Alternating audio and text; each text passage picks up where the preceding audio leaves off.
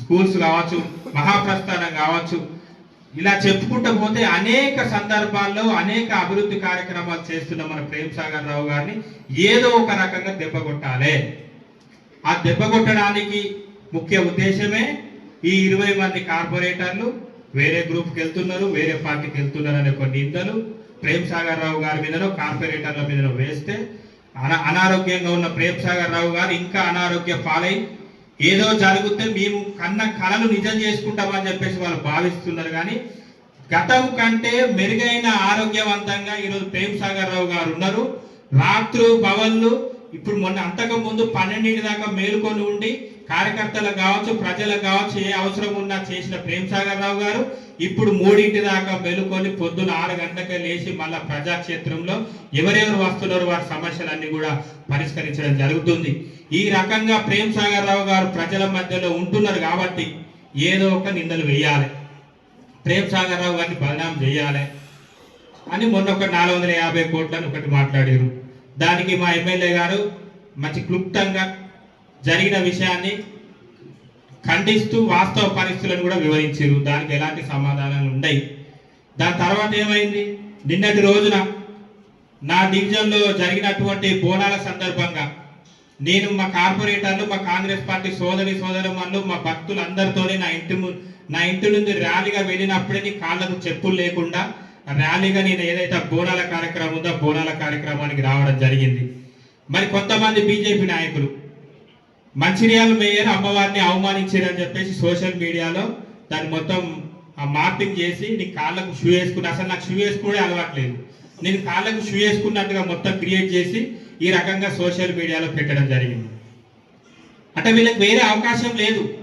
ప్రజలపైన ప్రజలకు జరుగుతున్న ఎక్కడన్నా ఇబ్బందులు ఉంటే వాటిని మాకు సలహాలు ఇచ్చే ఆలోచన వీరికి ఉండదు. ఎందుకంటే సలహాలు ఇస్తే మీ ఆ సలహాలు స్వీకరించి అక్కడ ఏదైతే నష్టం జరుగుతుందో, అక్కడ ఏదైతే ఇబ్బంది ఉందో ఆ ఇబ్బందిని మేము పనిచేసే అవకాశం ఉంది కాబట్టి వీళ్ళు పనిచేస్తే మళ్ళీ ఆదరణ వాళ్ళకే పెరుగుతుందని చెప్పేసి అవన్నీ కూడా పక్కకు పెట్టి ఈ రోజు మమ్మల్ని కానీ, మా కార్పొరేటర్లు కానీ, మా ఎమ్మెల్యే గారిని కానీ, మా కాంగ్రెస్ పార్టీని కానీ బదనాం చేసే కార్యక్రమమే ఈ 2 పార్టీలు పెట్టుకునే తప్ప ఇంకా వేరే ఆలోచన లేదు. దయచేసి మా మిత్రులందరూ చెప్పారు, మీడియా మిత్రులు కూడా వాస్తవ పరిస్థితులు తెలుసుకోండి. మీ దృష్టికి ఏమైనా ఇలాంటి మాటలు వస్తే, ఇలాంటి మీకు వినబడితే, కార్పొరేటర్లు కావచ్చు, పట్టణ అధ్యక్షులు ఉన్నారు, మరి మీ పార్టీలో ఈ రకంగా గుసగుస నిలబడుతున్నాయి, కొంతమంది రకంగా మాట్లాడుతున్నారు, దానిపైన మీ స్పందన ఏందని మీరు అడగచ్చు. అడిగి స్పందన తీసుకొని మీరు రాయొచ్చు తప్ప దయచేసి ఇలాంటి వార్తలు రాయకండి. దీనిలో ఎలాంటి 1% కూడా నిజం లేదు. ఈ నిజం లేని వార్తలు రాసి ప్రేమ్ సాగర్ రావు గారి పైన కానీ, మా పైన కానీ బురద జాతి లేదో చీలి కాస్తే దాన్ని లాభం పొందుకునే ఆలోచనలో మీరున్నారు. ఇంకొక విషయం కూడా చెప్తున్నా, మీ దగ్గర మిగిలిపోయిన కార్పొరేటర్లు కూడా ఈరోజు మా గేటు లోపలికి రావడానికి సిద్ధంగా ఉన్నారు. కానీ ప్రతిపక్షం అనేది ఉండాలి. ప్రతిపక్షంలో ఎవరో ఒకరు ఏదో ఒక సందర్భంలో ఎక్కడో ఒక చిన్న పొరపాటు జరుగుతుంది కాబట్టి ప్రశ్నించే గొంతు ఉండాలని చెప్పేసి మిమ్మల్ని ఆపుతున్నాం. మీ పార్టీలో ఉన్న కార్పొరేటర్లను ఆపుతున్నాం. ఒక్కసారి మా ఎమ్మెల్యే గారు గేట్లు తెరిస్తే మీ పార్టీలో అసలు 2 పార్టీలో ఉండే వ్యక్తి కూడా ఉండరు. ఇప్పుడు మిగిలిపోయిన వాళ్ళు ఎవరెవరైతే ఉన్నారో వాళ్ళందరినీ అద్దనుకుంటే మాత్రమే ఈరోజు ఆ వైపులు ఉన్నారు. మొన్న జరిగిన దండపల్లిలో జరిగిన సంఘటనలో కూడా అదే ప్రేమ్ సాగర్ రావు క్లుప్తంగా చెప్పారు. ఎలక్షన్లకు ముందు కావచ్చు, ఎన్నికల తర్వాత కావచ్చు, వాళ్ళ అవసరాల కోసం వచ్చిన వారే ఈ రోజు ప్రేమ్ సాగర్ రావుని కాదని ఏదో చేద్దామని చూసి తప్ప నిజంగా నికార్సైన కాంగ్రెస్ కార్యకర్త ఎవరు కూడా ప్రేమ్ సాగర్ రావు ఇంటి నుంచి బయటికి వెళ్లే ఆలోచనలో కూడా ఎవరు లేరు. అలాంటి వార్తలు ఇక ముందు కూడా ఉన్నాయి. ఖచ్చితంగా ఈ కార్పొరేషన్లో కావచ్చు, మండలాల్లో కావచ్చు, ఖచ్చితంగా మేమందరం కూడా ప్రేమ్ సాగర్ రావు గారి ఆలోచన, వారి సూచనలు పాటిస్తూ ప్రజల మధ్యనే మేముంటూ ప్రజాక్షేత్రంలో మేమందరం కూడా నిమగ్నమై ఉండి 66,000 మెజార్టీకి ఛాలెంజ్ చెప్తున్నాం. 1,00,000 ఓట్ల మెజార్టీతోని ప్రేమ్ సాగర్ రావు గారిని ఎమ్మెల్యేగా గెలిపించేంత వరకు మేము నిద్రపోయేది ఉండదు. ప్రేమ్ సాగర్ రావు గారిని ఎమ్మెల్యేగా గెలిపించిన తర్వాత కూడా మా సుధాకర్ అన్న చెప్పినట్టు మళ్ళీ కార్పొరేషన్లో కావచ్చు, ఉమ్మడి జిల్లాల్లో కూడా ప్రేమ్ సాగర్ రావు గారు ఎక్కడెక్కడైతే వారి అనుచర గలం ఉన్నదో వాళ్ళందరినీ కూడా ప్రేమ్ సాగర్ రావు గారు గెలిపించుకుంటారు. ప్రతి కాన్స్టిట్యున్సీలో కూడా కాంగ్రెస్ పార్టీ జెండా ఎగురుతుంది.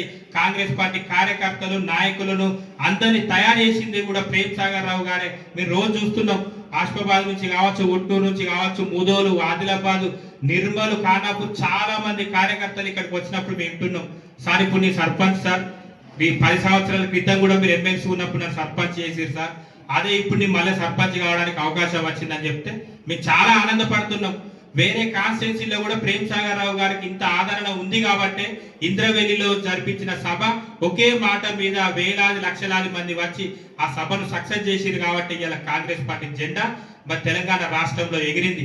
ఇది ఒక్క నిదర్శనం చాలు ప్రేమ్ సాగర్ రావు గారి విజన్ ఏంటిదో, ఈ ఒక్క నిదర్శనం చాలు, మీ అందరికీ కూడా తెలుసు. దయచేసి మీడియా మిత్రులకు మరీ మనవి చేసుకుంటున్నాం, ప్రజలందరూ కూడా గమనించాలి, ఇలాంటి వార్తలు నమ్మొద్దు. కార్పొరేటర్లు అందరం కూడా ఇంతకుముందు సోదరి మనం చెప్పినట్టు ఇది ఒక మామిడి చెట్టు లాంటి ఇల్లు. ఇది ప్రేమ్ సాగర్ రావు గారు కావచ్చు, సురేఖమ్మ గారు కావచ్చు, మాకు తల్లిదండ్రులతో సమానం. ఇందులో ఏమైనా చిన్న చిన్న మనస్పర్ధలు వచ్చినా మా కాంపౌండ్ లోపలనే ఉంటది, మేము పరిష్కరించుకుంటాం తప్ప ఈ కాంపౌండ్ దాటి బయటికి పోయే ప్రసక్తి లేదు. ఇంకోవైపు చూసే ఆలోచన కూడా మా కార్పొరేటర్లు కావచ్చు, మేము కావచ్చు, ఎవరం కూడా చేయబోము. ఎందుకంటే ప్రతిపక్షంలోనే జైలుకు పోయిన వాళ్ళు ఉన్నారు, కేసులలో ఇరికిన ఉన్నారు, లాఠీ దెబ్బలు తిన్న వాళ్ళు ఉన్నారు. అప్పుడే మేము భయపడలేదు, అప్పుడే మేము బయటికి పోలేదు. ఇప్పుడేదో వాడో వీడో ఎవడో ఏదో చెప్తాం, మేము వినడానికి సిద్ధంగా లేవు. ఎవరు ఎన్ని చెప్పినా కూడా మాకు ఉన్నది ఏకైక నాయకుడు, ఏకైక నాయకురాలు సురేఖమ్మ, ప్రేమ్ సాగర్ రావు గారు మాత్రమే.